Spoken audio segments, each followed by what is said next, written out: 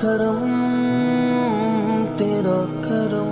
عمر بن ولید کا خط اور اس کا جواب۔ جب حضرت سیدنا عمر بن عبدالعزیز علیہ رحمۃ اللہ تعالیٰ کے عدل و انصاف پر مبنی ان فیصلوں کی خبر ولید بن عبد المالک کے بیٹے عمر کو پہنچی تو اس نے اس عادلانہ طرز عمل کو نہایتی ناپسندگی سے دیکھا اور آپ رحمۃ اللہ تعالیٰ علیہ کی طرف ایک مکتوب بھیجا جس میں آپ رحمۃ اللہ تعالیٰ کو بہت زیادہ سخت الفاظوں سے مخاطب کیا۔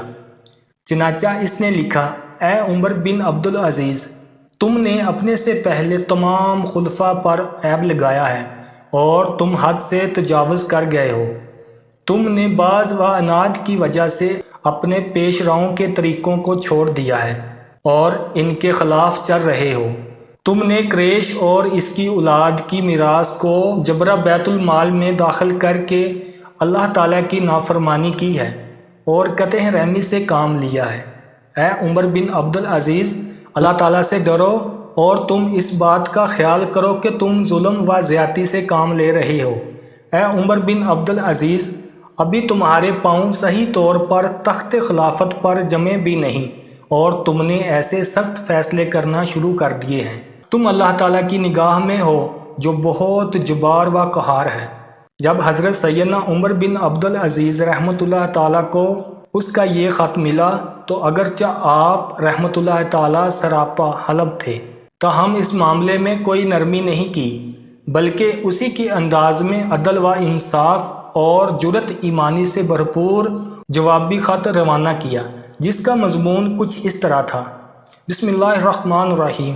اللہ تعالیٰ کے بندے عمر بن عبدالعزیز کی طرف سے عمر بن ولید کو خط، تمام تعریفیں اللہ تعالیٰ کے لیے ہے جو تمام جہانوں کے پالنے والا ہے، اور سلام ہو تمام رسولوں پر۔ اے عمر بن ولید، مجھے تمہاری طرف سے جو مکتوب ملا ہے اس کا جواب اسی انداز میں لکھ رہا ہوں۔ اے عمر بن ولید، تو ذرا اپنے آپ کو پہچان کہ کس کی اولاد ہے۔ تو ایک ایسی لونڈی کے بطن سے پیدا ہوا تھا جسے ذبان بن دیان نے خریدا تھا، اس کی قیمت بیت المال سے ادا کی تھی، پھر اس نے وہ لونڈی تیرے باپ کو تحفہ دے دی تھی۔ اب تو اتنا شدید سخت بن رہا ہے اور تو گمان کر رہا ہے کہ میں نے حدود اللہ نافذ کر کے ظلم کیا ہے۔ یاد رکھو، وہ زمین اور جائیداد جو تمہارے خاندان والوں کے پاس نہ حق تھی، وہ میں نے ان کے حقداروں کو دے کر ظلم نہیں کیا بلکہ اللہ تعالیٰ کی کتاب کے مطابق فیصلہ کیا ہے۔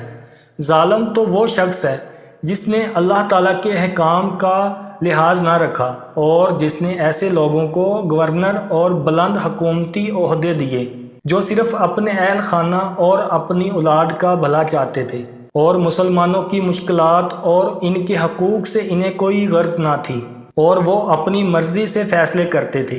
اے عمر بن ولید، تجھ پر اور تیرے باپ پر بہت افسوس ہے۔ بروز قیامت تم دونوں سے حق مانگنے والوں کی تعداد بہت زیادہ ہوگی۔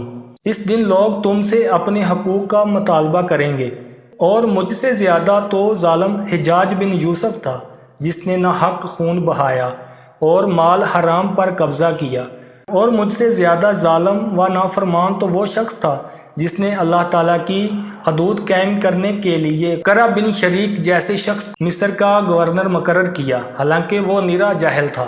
اس نے شراب کو عام کیا اور حالات لہو لہب کو خوب پروان چڑھایا۔ اے عمر بن ولید، تمہیں مہلت ہے کہ جن جن کا حق تم پر ہے جلد ان کو واپس کر دو، ورنہ تمہارے گھر والوں کے پاس جو کچھ بھی ایسا مال ہے کہ اس میں کسی غیر کا حق شامل ہے تو اسے حقداروں میں تقسیم کر دو، اور اگر تم غور و فکر کرو تو تمہارے اموال میں بہت سارے لوگوں کا حق شامل ہے۔ اگر دنیا و آخرت کی بھلائی چاہتے ہو تو دوسروں کے حق واپس کر دو، ہم پر سلامتی ہو اور ظالموں پر اللہ تعالیٰ کی طرف سے سلامتی نہ ہو۔ سیرت ابن جوزی صفحہ 133۔